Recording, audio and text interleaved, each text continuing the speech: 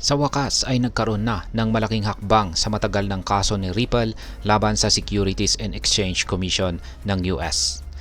Isang mahigpit na order ang ipinalabas ng korte upang pabilisin ang paglabas ng hatol sa kaso ni Ripple. Ang hatol na ito ay pabor po sa Ripple Labs at sa CEO nitong si Ginoong Brad Garlinghouse.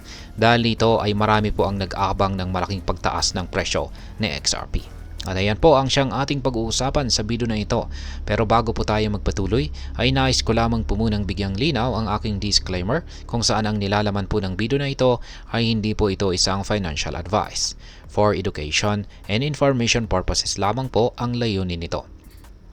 Ayan, ang kaso po ni Ripple ay nagsimula noong December 2020 nang maghain po ng demanda ang SEC laban sa Ripple Labs na sinasabing ang kumpanya ay illegal na nagbenta ng securities sa pamagitan po ng kanilang digital token na XRP. Ayon po sa SEC, ang pagbebenta ng XRP ay isang uri ng unregistered security sale. Gayunpaman ay mahigpit po na tinutulan ito ng Ripple at mula noon ay naging mahaba ang kanilang legal na labanan. Ngayon ay bakit po nagkaroon ng order para pabilisin ang judgment? Ang kamakailang pong paglabas ng court order upang pabilisin ang judgment ay bunsod po yan ng pagnanais ng parehong partido na matapos na ang kaso.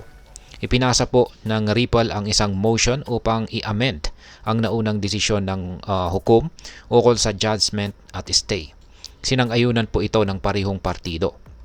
At ipinasya ng korte na walang rason para patagalin pa ang hatol dahil nare-resolve na ang mga class claims. Ngayon ay ano po ang mga hakbang matapos po ang judgment?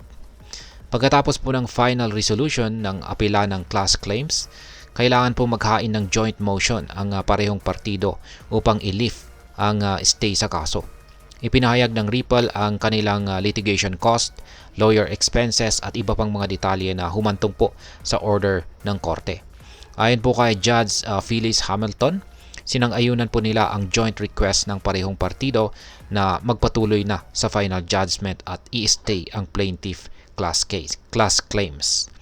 Ayan, ano ang posibleng epekto ng judgment sa XRP? Ayon sa mga analyst ay malaki po ang posibilidad na tumaas ang presyo ng XRP kapag natapos na ang kaso. Sa ngayon, ang presyo po ng XRP ay nasa $1.5 at inaasahan ng ilan na maaring umabot pa ito ng $13 ayon po sa Elliott Wave Analysis. Isa itong malaking balita para sa mga suporta kay XRP dahil nagbigay po ito ng positibong pananaw sa hinaharap ng cryptocurrency na ito. Ano naman po ang opinion ng Ripple executives? Masaya at optimistiko ang mga opisyal ng Ripple ukol po sa kasalukuyang sitwasyon. Naniniwala po sila na ang pagtatapos ng kaso ay magiging paborable para sa Ripple at magkakaroon po ng magandang epekto sa kanilang operasyon. Nakikita rin nila na unti-unting nagiging positibo ang crypto landscape sa US, lalo na't may posibilidad ng pag-alis. Pag-alis po ng dating SEC chairman na si Ginoong Gary Gensler. Ngayon ay ano naman po ang opinion ng mga analyst tungkol dito? Ayon sa mga eksperto ay posibleng matapos po ang kaso ni Ripple laban sa SEC sa taong 2025. Sa summer, or maagang tag-araw. Kung magtatapos po ito ng pabor kay Ripple, hindi po malayo magkaroon ng malaking pagtaas sa presyo ng XRP. Sa kasalukuyan ay kahit na bumaba ang trading volume nito ng 15%, nananatiling positibo pa rin ang pananaw ng mga eksperto kay XRP. Ngayon ay ano naman po ang aking masasabi tungkol dito? Ang pagkapanalo po ni Ripple sa motion para pabilisin ang judgment ay isang malaking hakbang tungo sa tagumpay laban sa SEC. Ipinapakita po nito na mayroong kakayahan si Ripple na ipagtanggol ang kanilang sarili laban sa mga paratang. Para sa mga sumusuporta kay XRP, ito po ay isang sinyalis ng magandang hinaharap para sa kanilang investments. Subalit mahalaga pa rin na manatiling mapanuri at handa sa anumang posibleng pagbabago sa sitwasyon. Ang legal po na laban ay maaaring magkaroon ng iba't ibang kinalabasan. Ngunit sa ngayon, mukhang pabor na pabor ang mga pangyayari para kay Ripple at XRP. Sa hinaharap ay inaasahan ng marami na magpapatuloy po ang positive momentum na ito para kay Ripple at XRP. Ang pagtatapos po ng kaso ay maaring magdala ng mas maraming investors at mas mataas na halaga para kay XRP.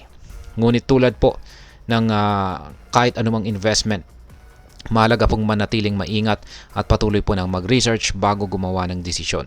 Sa kabuuan ay kasalukuyang balita ay isang malaking hakbang para kay Ripple at nagbibigay po ito ng pag-asa para sa mas maliwanag na kinabukasan ni XRP. At ayan, hanggang dito na lamang po tayo sa video na ito mga ka-crypto. Sana po ay inyong nagustuhan ang aking paliwanag sa video na ito. Kung inyo po itong nagustuhan, pakiclick lamang po ang like button nito. Marami pong salamat sa panonood, ingat po tayo lagi at God bless po sa ating lahat.